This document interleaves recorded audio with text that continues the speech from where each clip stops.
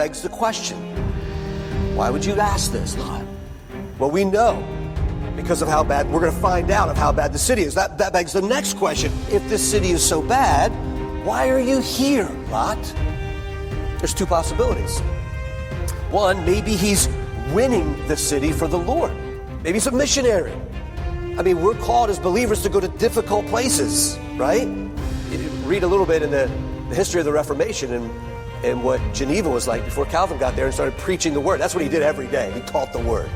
And you'll see the transformation of that city. Maybe, is that why Lot's here?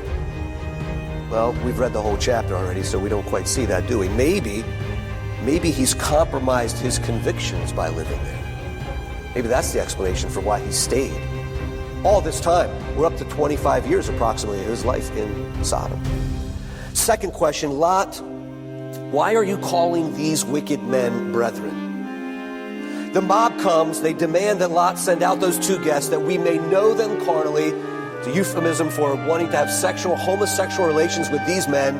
And you remember what Lot does. It says that in verse 6, he went out to them through the doorway, shut the door behind him, verse 7, and said, please, my brethren, do not do so wickedly. Lot, are you that close to them, this brutal mob? How could that be? You call them brethren? And his influence is revealed clearly when they mock him. Instead of them saying, yeah, you know what are we doing here, Lot? You're right. You've never steered us wrong. Instead, they respond, verse 9, and they said, stand back. They said, this one came in to stay here, and now he keeps acting as a judge. Now we're going to deal worse with you than with them. Lot's calling them brethren. They're saying, brethren. You know, they would have treated him like a brother if he said, yeah, let's do this. I'm with you guys. They would have ran with him, right? They would have complimented him. They would have gladly called him brother if he joined in with their lust.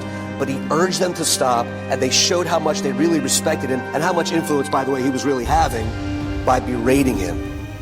And so we wonder, Lot, why are you calling these men brethren?